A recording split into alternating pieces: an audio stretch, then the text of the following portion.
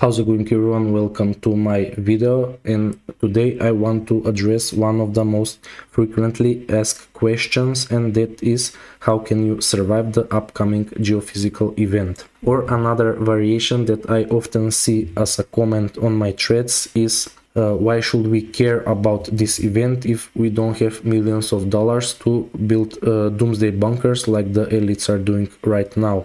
And you are correct, we don't have that kind of money to build sophisticated doomsday bunkers, but perhaps there is something that we can do. We already know that the elite is preparing, this is not a secret, and one of the most revealing insight is from Douglas Rushkoff, who was invited to consult the billionaires, and the questions they asked him was how can they be sure that the guards and the workers won't turn against their masters after the event. And one of the solution was to build robots who can serve as guards and workers if that technology could be developed in time.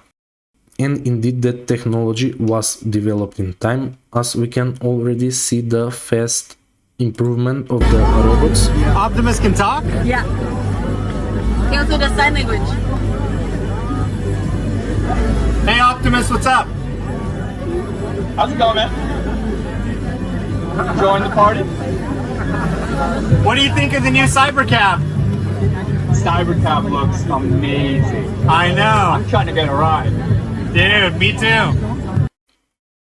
So in a sense, they will use AI to preserve all human knowledge so far, and the robots will be their workers and their guards in their new golden age after the event.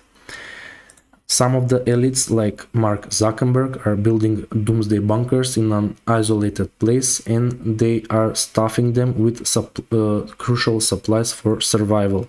You have an underground tunnel. Do you really? Yeah. Yeah.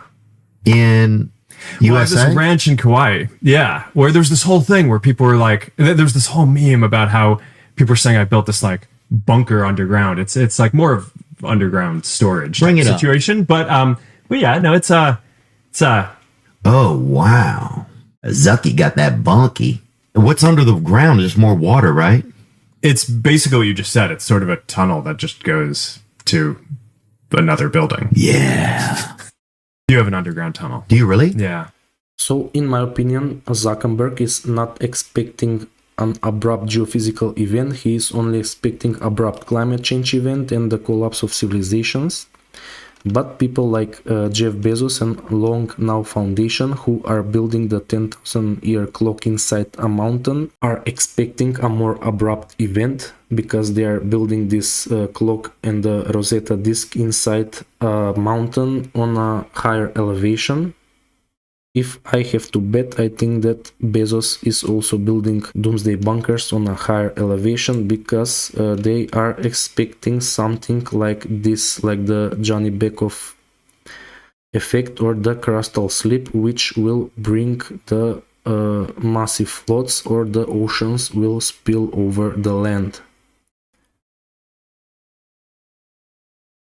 And frankly, there is not much that we can do if this happens except to go on a higher elevation, and you will see how some of the people who don't have massive resources are already preparing for this event.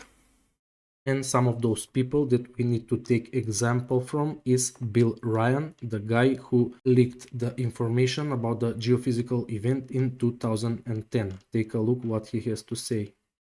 Will catch a cold. They said China will catch a cold. And after that, then what effectively will be a kind of plague will actually spread right across the world to the West as well. And you've got this totalitarian military lockdown in all the governments in the Western worlds because everyone's going to be in panic about all of this. And then, he said, then the real war starts. Something that would be justifiably called the Third World War, with a much more major nuclear exchange. They believe that there is going to be what he called a geophysical event, a major geophysical event. There have been trillions of dollars that have been spent on deep underground bases for some reason which we don't know why it is. That there are repeated cyclical geophysical events about every 11,500 years. Information about what really happened to Atlantis was very probably in the Great Library of Alexandria that burnt down a couple of thousand years ago. There are persistent rumors that much of that information has been retrieved and it's in the Vatican Library. This is information which is not in the public domain. They said China will catch. Now this video is from 2010, and no, this is not a prophetic seeing of by Bill Ryan. This is a leaked information from military and government sources and a higher degree Mason from Great Britain. So what happens after Bill Ryan leaked this information? He left USA for Ecuador. So he said that he moved to Ecuador to focus on a simpler, more sustainable lifestyle. He has mentioned in interviews and posts that the decision to live in Ecuador was partly influenced by a desire to live in a safer, more self-sufficient environment away from some of the societal and global concerns he discusses in his work. So Bill Ryan moved in Ecuador in the region of Vilcabamba. This is a very interesting region which is very rich in natural resources, and it's on a higher elevation and it's protected from the ocean, and you will see how. Just a moment.